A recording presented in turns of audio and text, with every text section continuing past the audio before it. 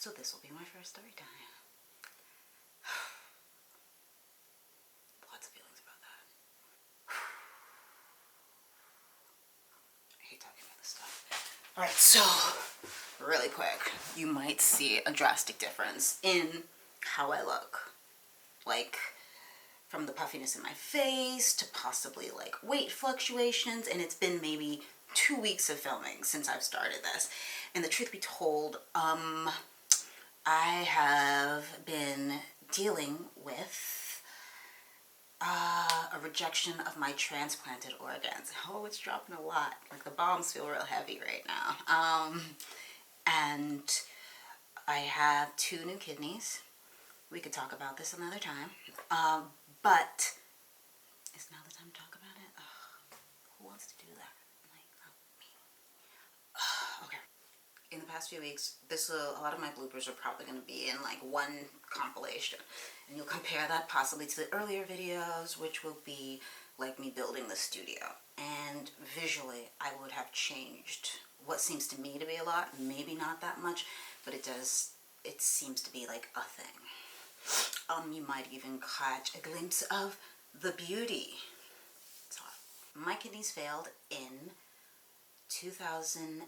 I was 24, and I had gotten my first job at a capital investment firm. I'm having rice cake. It's the worst shit in the world, but the girl's trying to be healthy.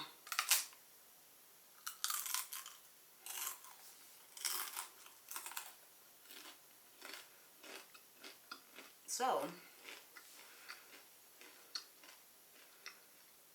fast forward from Jacksonville, that was like 2007, we're looking at around 2009, I get diagnosed. I got diagnosed in an interesting way. I thought I was depressed. I wasn't eating well.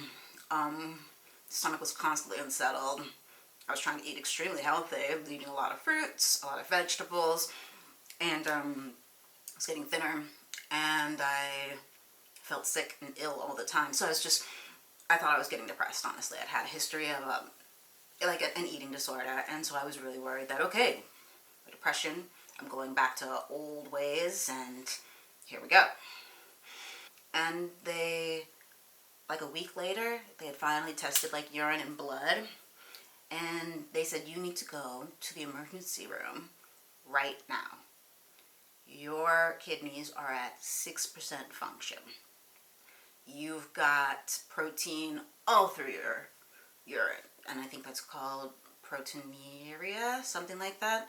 And I'm at work, but I definitely was just like, well, what the hell's going on? And unfortunately, I've always been a very transparent person. I should have gone to my boss and been like, I've got to leave, I've got to rush over, blah, blah, blah. I'm having an emergency. Talk to you later. Instead, I was like, oh, the doctor just called me. I gotta go to the hospital and they think I don't have kidneys anymore. Note to other people, don't ever tell your bosses that. They really don't give a fuck. They never give a real fuck.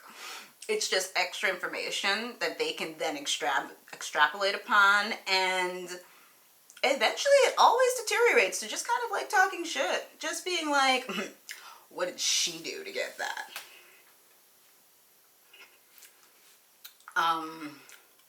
Truth be told, well, let's get to the diagnosis later. So I go outside, I'm freaking out, and I talk to Dan, who sat next to me, and whereas I was assistant operations, he was operations manager.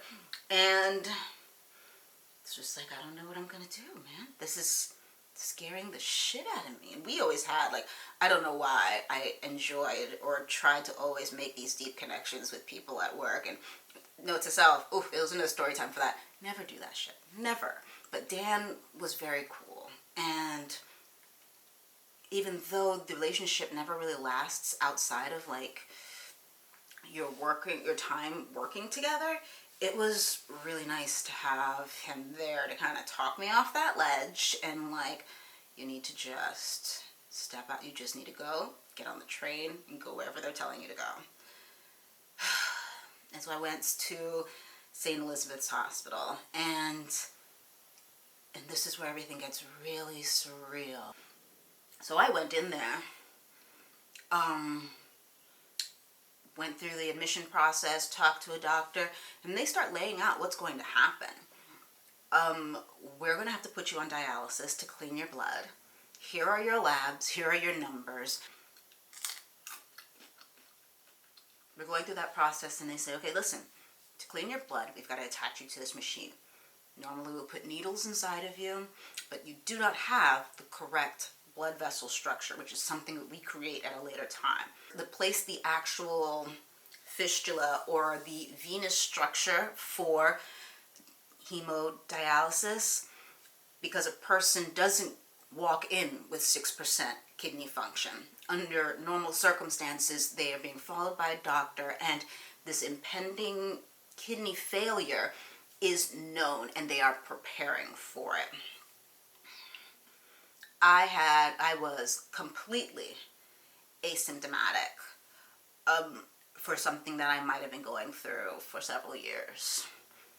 And though I was asymptomatic, I rethink about my difficulty in college. Like, some of the issues that took me a long time to get my diploma was because I never got my PE requirement. And it's not as though I didn't start a PE class almost every semester, but it became physically almost impossible for me to make that walk across campus. I was exhausted in class. I was like, I couldn't go on hikes. These are things I just couldn't do. I was short of breath all the time.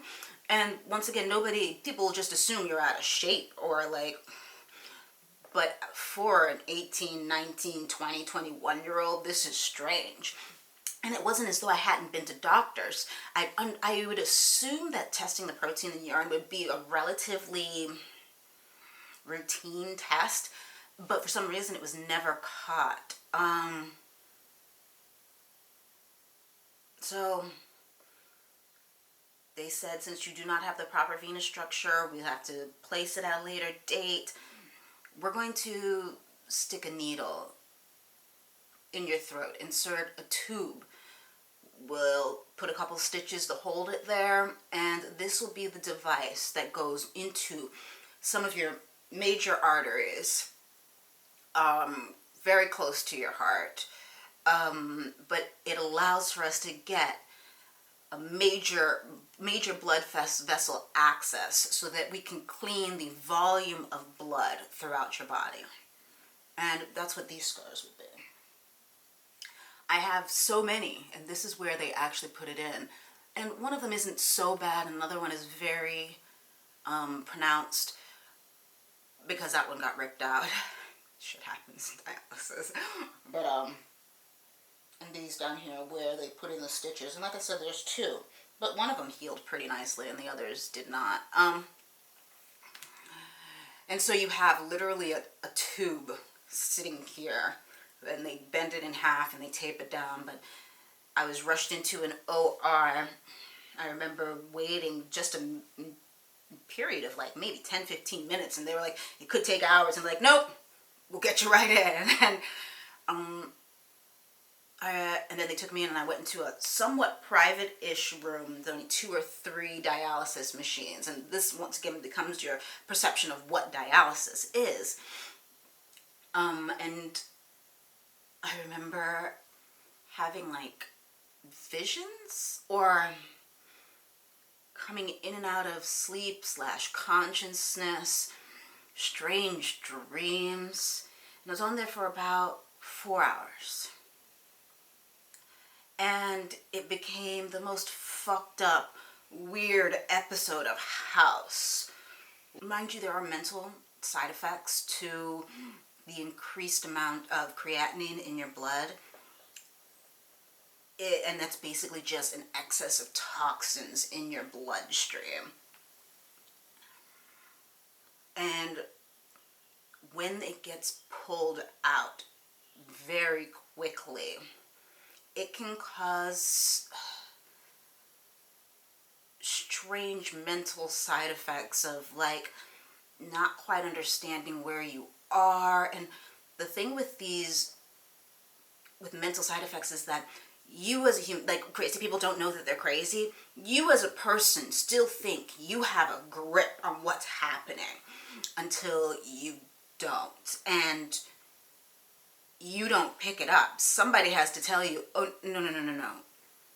None of this that you are thinking you're processing is understood by you fully. Let's get someone else in here who can advocate for you. I'm going from the ICU to a regular room, being followed by several different doctors, going to many different specialists. I went to a hematologist, who does the thyroid and hormone stuff. And then I went to, of course, they had a couple of the kidney doctors who were making rounds.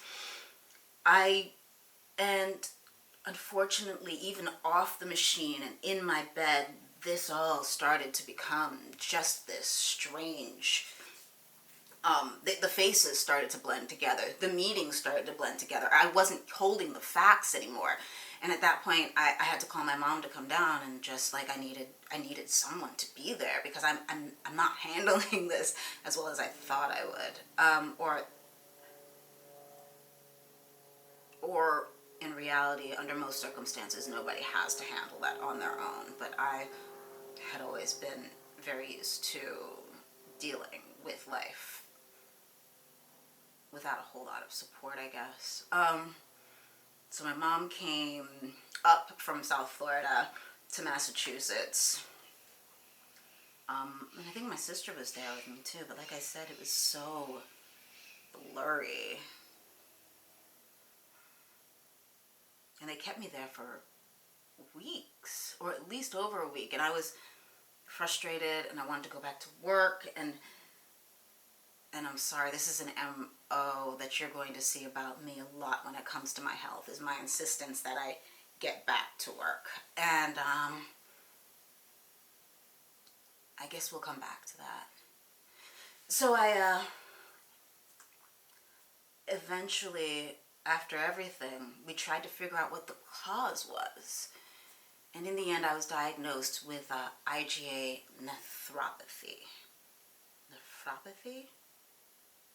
Nephropathy. And it's an autoimmune disease, which means my body attacked my kidneys. And in actuality, it was a syndrome where my body attacked my kidneys and my lungs. I believe it's Pasteur's syndrome. Under most circumstances, I believe those people need to have a transplant of both organs, the lungs and the kidneys. And I was lucky enough not to have that be the case.